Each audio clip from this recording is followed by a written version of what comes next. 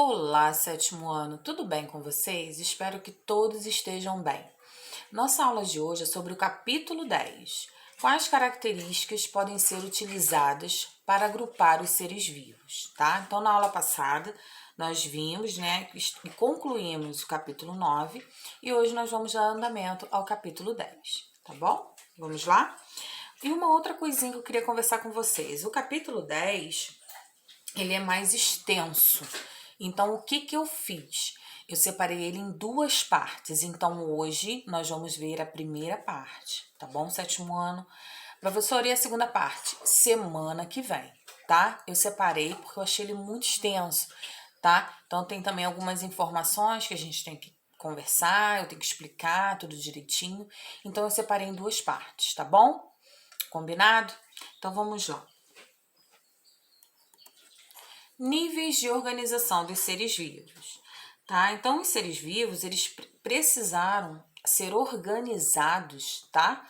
Para a gente poder entender melhor, para poder ser estudado melhor, tá? Então, vamos lá. Todo tipo de material é constituído por átomos. Essas estruturas são invisíveis, se combinam para formar as diversas substâncias existentes, tá?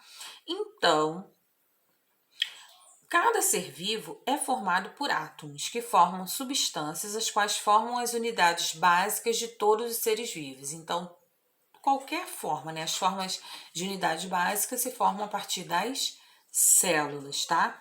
Essas estruturas vivas diferenciam os seres vivos da matéria inanimada. Então, gente, há seres, tá? Unicelulares, tá bom?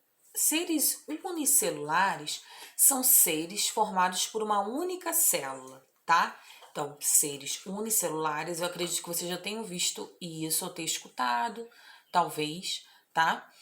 Então, nós, seres humanos, tá bom? Somos seres pluricelulares, que nós somos formados por mais de uma célula.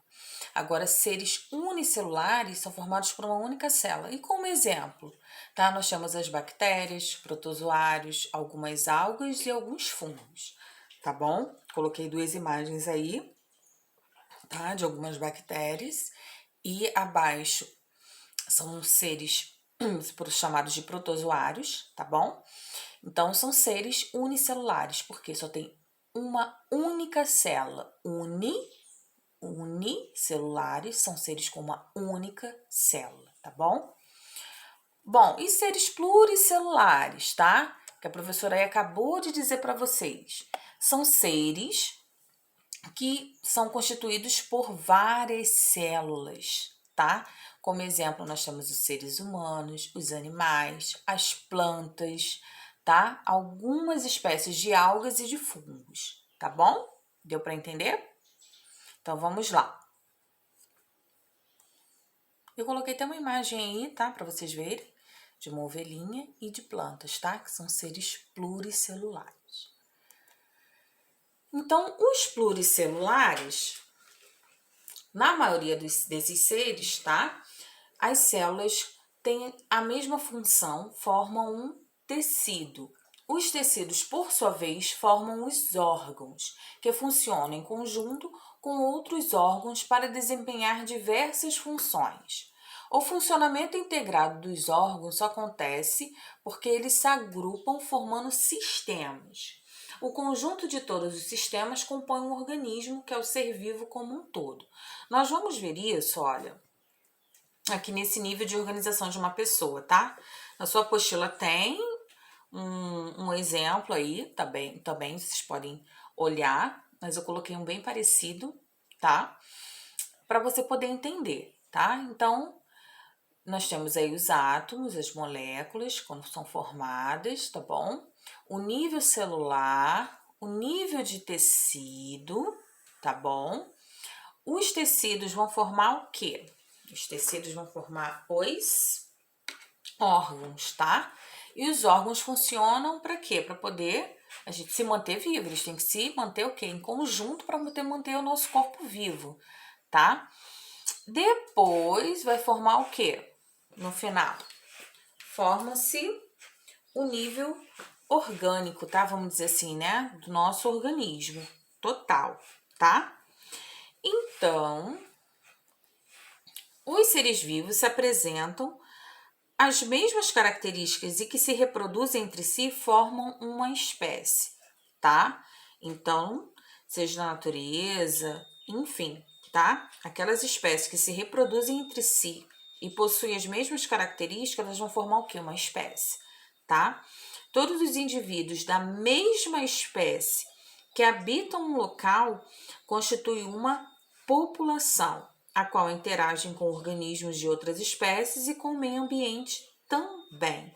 Então, gente, eu quero que vocês entendam o quê? Que todos os indivíduos da mesma espécie que habitam um local, eles vão constituir o quê? Uma população, tá? Essa população, claro, ela vai interagir com organismos de outras espécies, com o meio ambiente, né? Ali na natureza, mas organismos com as mesmas características que se reproduzem entre si, formam uma espécie, tá? Níveis de organização biológica. Eu quero que vocês olhem aí, eu coloquei um esqueminha, tá? Para vocês entenderem. Na apostila de vocês tá um desenho diferenciado, mas eu achei esse aí e achei que ele ficou até para poder vocês estudarem melhor, tá? Ele vem mostrando direitinho, ó, os ecossistemas, que são a unidade ecológica onde a comunidade e o meio físico interagem, tá? Nós temos aí a comunidade, tá? Onde tem um conjunto aí de populações de diferentes espécies, tá vendo? Tem vários animaizinhos aí, mas eles habitam ali aquele local, tá? Ficam na mesma região. Nós temos aí a população que eu acabei de falar, que são um grupo de indivíduos, tá vendo? A mesma espécie que habitam a mesma região, tá? Temos aí alguns indivíduos, né? As espécies e lá a biosfera, tá? Que é o conjunto de todas as regiões da Terra onde há vida, tá bom?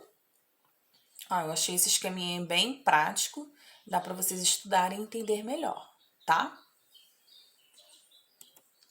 Classificação dos seres vivos. Vamos lá. Na biosfera existem aproximadamente, olha só a quantidade, olha, 1,2 milhões de espécies de seres vivos, a maioria terrestre, tá? Já identificadas e descritas pelos cientistas. Mas, contando com os seres vivos ainda não descobertos, os cientistas calculam que existam cerca de 8,7 milhões de espécies de seres vivos em nosso planeta. E muitas delas provavelmente serão extintas antes de serem descritas e estudadas.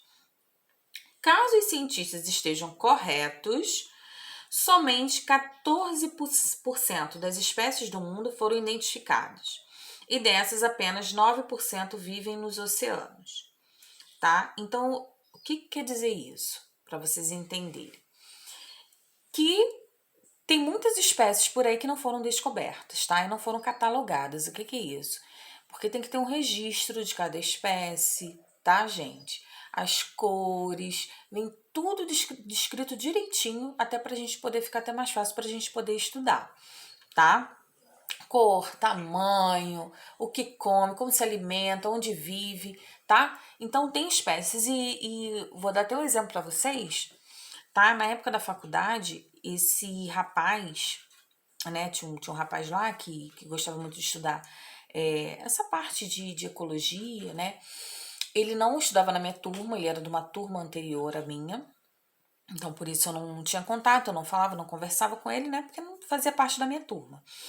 E só depois, né? Depois de um tempo, ele também se formou, né? Antes de mim, é que falaram lá, o pessoal comentou que em Mesquita, né? Que é um bairro ali próximo a Nova Iguaçu, tem como se fosse uma reserva mesmo biológica, tá? Vamos dizer assim. E ele andando por ali, pesquisando, ele descobriu uma espécie de aranha que até então ninguém sabia, tá?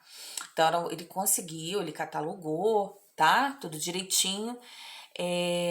Enfim, ele descobriu uma espécie que até então ninguém sabia que existia. Então, isso aí é só um exemplo, tá? Que eu tô te dando para poder te mostrar que existe sim, gente. Ainda tem muitas espécies aí, seja de insetos, aracnídeos, tá? Enfim, que a gente ainda não sabe, a gente ainda não conhece, tá? Então, eu acredito que o que os cientistas mesmo aqui, até a apostila está propondo para a gente aí, os cálculos deles é isso mesmo, que existe sim outras espécies que ainda não foram descobertas e catalogadas, tá bom? Bom, o número de espécies catalogadas é tão grande que, para estudar todas elas, foi necessário dar nome a cada uma e classificá-las. Vamos estudar como essa denominação e classificação são feitas, tá?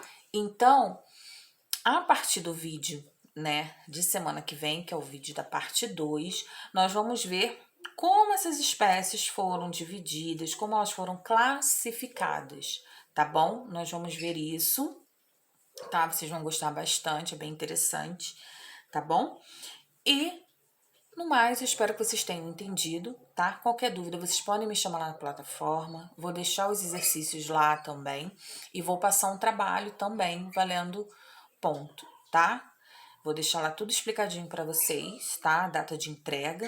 E qualquer dúvida me chamem, tá bom? Um beijo e até o próximo vídeo, tá?